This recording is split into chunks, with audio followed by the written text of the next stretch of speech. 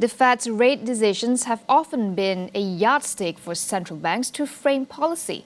However, given the lagging pace of economic recovery from COVID-19, how will Bank Negara move following the Fed's hawkish stance? Julia Goh, economist from UOB Malaysia, weighs in. So we think that there is a possibility for more hikes in the third quarter.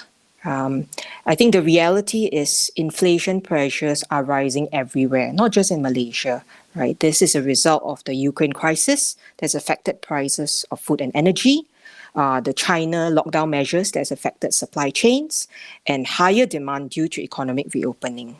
So for Malaysia, our inflation print may look modest, but when we break it down, we do see food inflation rising to 5-year highs, Malaysia's core inflation rising to highest level in 4 years. And so the reality is that as the economy is recovering, price of inputs are going up. The price pressures are also rising due to the global events. And in the future, it could become more sticky or permanent.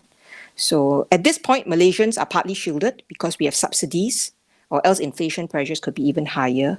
And so for Bank Negara, we think that given these developments, we think the risk is if you don't act fast enough, it could lead to more problems later on. Julia says as the economy continues to recover, Bank Negara should follow through with at least 1 to 2 more rate hikes to keep a lid on inflation. The rate adjustments is to move in line with the economic recovery. So I guess for Malaysians, as interest rates go up, they will see adjustments to their interest, their loan repayments. That is to be expected. And of course, I'm sure Bank Negara is also mindful that there are already pressures in terms of cost of living and so forth. And so I would think that that's why they would not want to make it too aggressive as well, the rate hikes, because it could put it would put a lot of burden on the consumers, right? So I guess it's just to find a middle approach that is measured and not too aggressive.